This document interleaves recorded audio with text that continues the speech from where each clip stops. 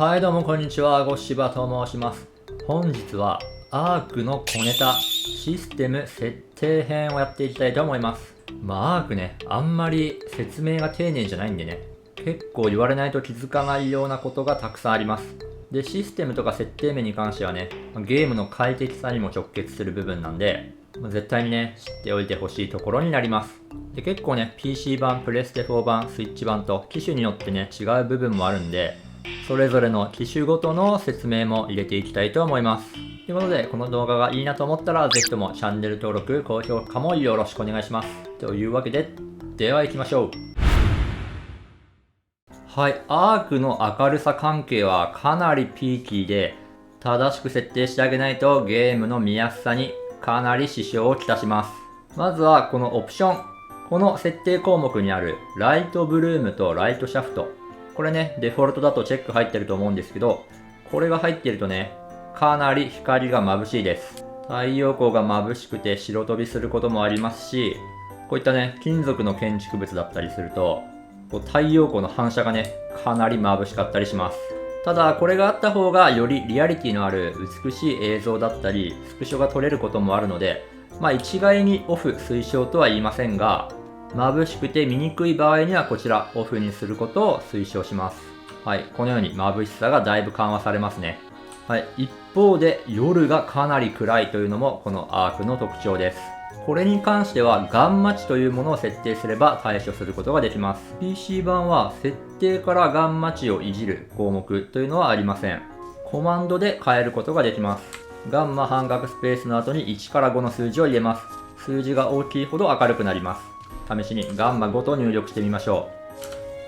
う。はい。夜なのにこれだけ明るくなりました。ただガンマ5だと逆に今度昼になった時に眩しすぎるので、個人的には 3.5 ぐらいだと昼もそれほど眩しすぎず夜もそれなりに見えるのでおすすめです。ちなみに PC 版だとこのガンマ値2つショートカットを割り当てることができます。僕は F3 と F4 にしていますけども、それぞれガンマ値を割り振っておけば、いちいちコマンドでガンマを打たなくても、僕の場合だと F3、F4 を打つことで即座にガンマ値明るさを切り替えることができます。はい、こんな感じですね。簡単に切り替えることができます。はい、ちなみにプレステ4版だと同様にメニューからオプションを開くと、ちょっと PC 版とはまた違った感じになってますけど、ゲームプレイの欄にライトブルームとライトシャフトあるんで、ここをオフにしてもらえれば OK。で、ガンマ値に関しては、これですね、左側グラフィックのここにガンマ補正っていうのがあるので、ここにカーソル合わせてもらって、あとは右スティックですね。右スティックで、こう左右に調整することができます。こう画面見ながら調整できるんでね、非常にやりやすいかと思います。で、ここで調整しましたら、右上の適用を押して、セーブして戻る。これで設定が反映されます。はい、スイッチ版だとプラスを押してメニューを開き、オプションを選択します。そうするとこういった風にいろいろメニュー出てくるんで、この中からグラフィックを選びます。グラフィックの中にライトブルームとライトシャフトあるので、眩しかったらここチェックを外します。で、ガンマ補正に関してもスイッチ版ここからね、カーソルで動かすことができるんで、これで OK だったらスイッチ版の場合はこのままメニューを閉じて戻れば OK です。画面揺れについてです。アークではリアリティを増すためにいろいろな動作や、環境によって画面が振動したりします。これがあった方が迫力は出るんですが、場合によっては見にくさの原因になることもあります。まずはこのカメラの振動幅ですね。この振動幅があると、まさしく今のように、こういったでかい恐竜の横にいると結構画面が揺れます。それがうざいという人はこれをゼロにしておきましょう。そうすることで揺れはなくなります。次にこちら、オプションからこの左から2番目、詳細設定に移動して、そこにある近接カメラアニメーションですね。これにチェックが入っていると、三人称だと特に気にならないんですが、一人称の場合、このように攻撃や道具を振ると画面が揺れます。臨場感はあるんですけど、これも見にくい原因になるので、嫌だという人はこのチェックを外せば揺れなくなります。あと一人称視点でもう一つ気をつけないといけないのが、この行動時のカメラ振動有効化ですね。これにチェックが入っていますと、一人称視点でこのように歩くだけでも画面が揺れます。こっちの方がリアルではあるんですけどね。歩いたり走ったりすると画面が揺れますので、こちらもオフにすることで、こうね、揺れなくスムーズに動くことができるようになります。この辺りは好みですね。最後にもう一つ、このモーションブラー。これにチェックが入っていると、こういう風にね、視点移動の際に残像ができます。これは三人称でも一緒ですね。視点を動かした際に残像が残ってちょっとぼやける感じになります。これも迫力があっていいのですが、見にくいという場合は、チェックを外してもらえば、そういった残像はなくなります。特にこだわりがなければ外すことをお勧めします。プレステ4版の場合はオプションメニューのこの左側の方に全て揃っています。大型恐竜の揺れが嫌な場合は、このカメラの振動幅を左端に持っていきましょう。で、近接カメラアニメーションと行動時のカメラ振動有効化もここにあるんで、一人称の揺れが嫌だったら、ここのチェックを外せば OK です。で、モーションブラーはここにあるんで、残像が嫌だったら、これのチェックを外せば OK です。はい、スイッチ版の場合は、オプションを開いて、このインターフェース、この部分に大体あります。でかい恐竜の揺れが気になる場合は、カメラの振動幅、これを最低にして、歩いた時の揺れが嫌だったら、この行動時のカメラ振動を有効化のチェックを外すと。でこの振動っていうのは何の振動かちょっとわかんないんですけど、コントローラーの振動かもしれないですね。これもこだわりがなければ外しておくと間違いないかと思います。スイッチ版に関しては、近接カメラアニメーションとモーションブラーの設定はないですね。試しに一人称で近接カメラアニメーションがないか見てみましょう。ちなみにスイッチ版の場合はプラスボタンを押すとこういったサークルメニューが開くので、ここからこの三人称視点切り替え、これを押すと一人称にすることができます。この状態で攻撃をしても画面が揺れないので、近接カメラアニメーションはもともとないみたいですね。で、残像もないので、モーションブラーもデフォルトでなしになってますね。三人称に戻りたい場合は、再びホイールメニューから三人称視点切り替えで OK です。はい、アークではデフォルトで付与されているアイテムというのがあります。こういった特典のアイテムたちがそれらに該当しますね。こういったアイテムっていうのはいらなければ捨てることもできるんですが、捨ててもね、デフォルトの設定だと死んで生き返るたびに毎回インベントリに追加されます。人によってはね、結構な数があると思うんで、これにね、このインベントリ占有されるのは結構邪魔に感じるケースも多いと思います。そういった際はインベントリの詳細設定からこのデフォルトアイテムを付与、こちらのチェックを外しておけば、一旦全部捨ててしまえば、その後はね、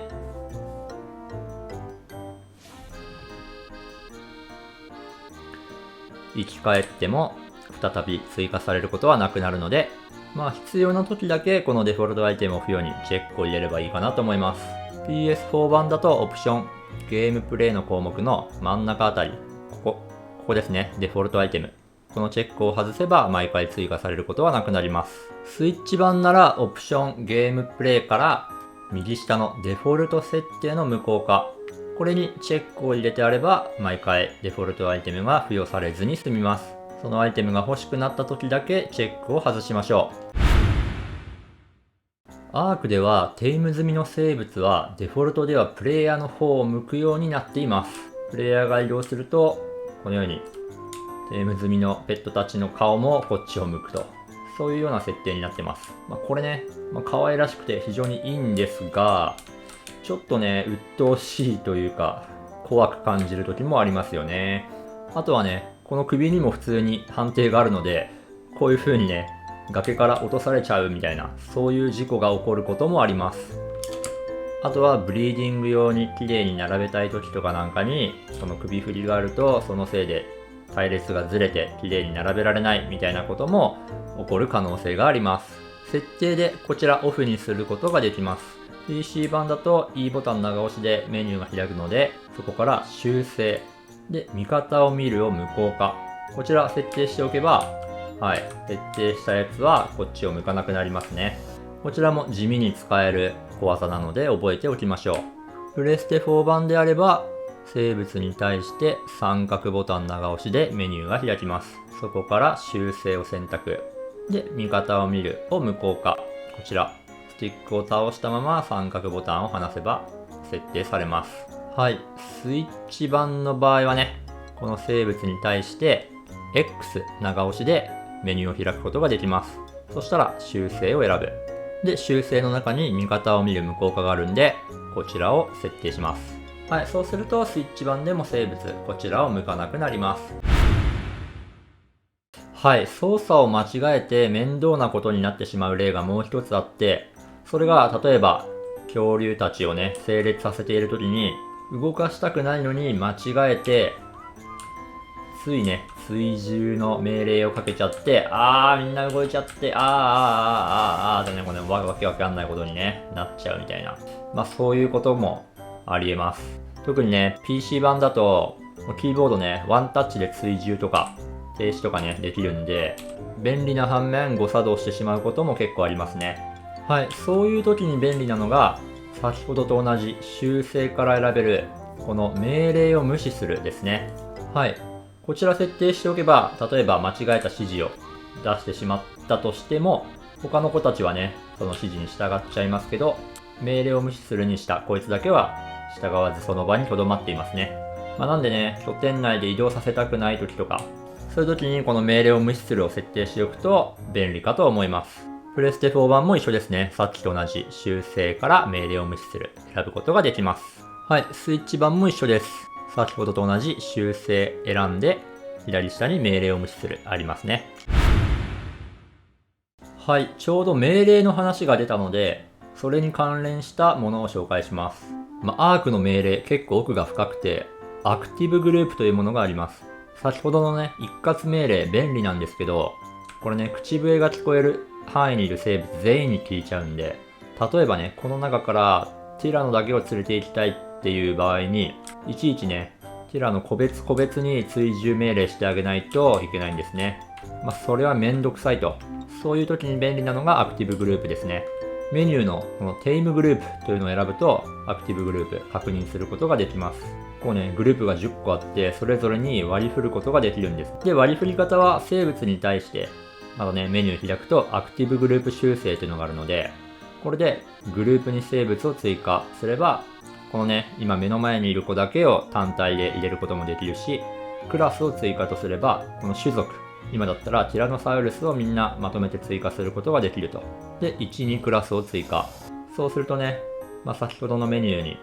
グループのクラスティラノサウルスってなってるんでね、これ分かりやすくグループ名も変更できるんでね、こういう風に設定しておけば、自分の好みのね、チームを組ませることができます。今ね、このティラノサウルスのチームをアクティブにしています。何のチームがアクティブになっているかっていうのは、PC だと H キーを押すと、インベントリの上のところ、ちっちゃくアクティブグループティラノって書いてありますね。ここで確認することができます。アクティブグループティラノの状態で一斉に追従命令かけると、ティラノサウルスだけが反応してついてくると。はい。なんか落ちていってますけどね。はい。何体か落ちちゃいましたけど。でこういう風にしてね、チーム分けすることができます。で、この命令するチームの変更はね、実は PC 版だと、10キーの1から10で変更できるんですけど、僕ちょっとね、10キーレスのキーボード使ってるんで、ちょっと僕の環境ではそれができないですね。なんでめんどくさいんですけど、インベントリを開いて、こっからね、アクティブグループ、ダブルクリックで変更するという方法になります。10キーある人は10キーで変えれるんで、そっちの方が便利かと思います。はい、PS4 版も基本的には一緒です。アクティブグループの追加の仕方とかは一緒なんですけど、違いとしてはね、PS4 版だとタッチパッド長押しでこういったメニューが出せるんですね。ここから直接アクティブグループ変更することができます。アクティブグループ1に変更することもできますし、アクティブグループ解除ってすればアクティブ解除して、そこにいるやつ全員に命令することができます。はい。で、スイッチ版も一緒ですね。アクティブグループ10まであって、同じような方法でアクティブグループに追加することができます。で、そしてね、スイッチ版の場合は、プラス長押しでこういったメニューを出すことができ、ここからアクティブグループ設定できるんですが、スイッチ版ではね、1から3までしかクイックで即座に設定はできません。なのでね、それ以外の4から10に関しては、このメニューから変えないといけないということですね。なんでスイッチ版の場合は、この1から3、ここをよく使うグループとしてね、頻繁に命令を出すチームは、この1から3に組んでおくといいと思います。結構ね、上級者向けの仕様ですけど、使いこなすとね、便利なんで、ぜひね、ペットの数が増えてきたら、この機能も使いこなしたいところですね。はい、アークではね、ペットの数が多くなると、結構ね、管理が大変になることがあります。あれ、あのペットどこ行ったっていうことがね、結構起こるわけですね。そういうペットを探すときに便利なのが、ペットの位置表示ですね。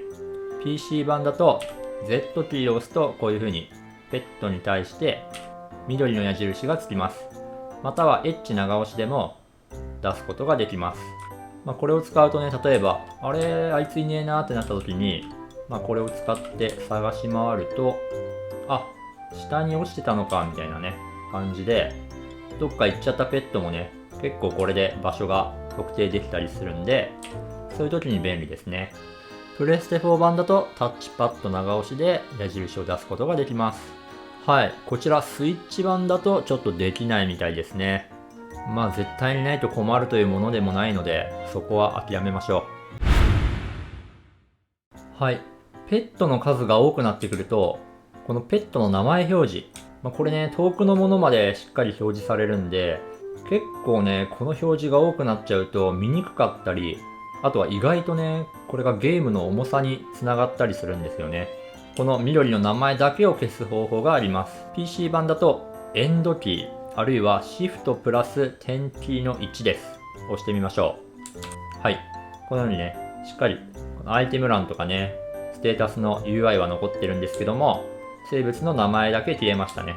これ近づくとね、ちゃんと表示されます。名前も表示されますし、しっかりこういう風にね、情報も表示されます。なんでね、生物増えてきてちょっと重いなって感じるような人は、ぜひね、これ試してみるといいかもしれません。意外と効きます。プレステ4版だとタッチパッド長押しすると、こういうね、HUD の切り替え。これを押すとね、全部消えちゃうんですけど、その下にある生物名の切り替え。これを押すと、同じようにね、生物名だけ消すことができます。で、近づくとちゃんと表示されます。スイッチ版だと、プラスボタン長押しで出るメニューの右上、生物名切り替えで同じことができます。これでね、多少なりとも処理が軽くなるんで、ぜひね、ちょっとでも軽くしたい人は試してみてください。はい、いかがでしたでしょうか。アーク小ネタシステム設定編のご紹介でした。結構ね、絵面的には地味な動画になっちゃいましたけど、知ってると知らないとではアークの快適さが大きく変わるような情報ばっかりなんでね、ぜひとも皆さんマスターしてほしいなと思います。もしね、わからない部分あればコメント等で質問くだされば、できる限り回答いたしますのでね、ぜひぜひコメントの方もよろしくお願いいたします。というわけでね、今回の動画はこれで以上になります。最後までご視聴いただきありがとうございました。では。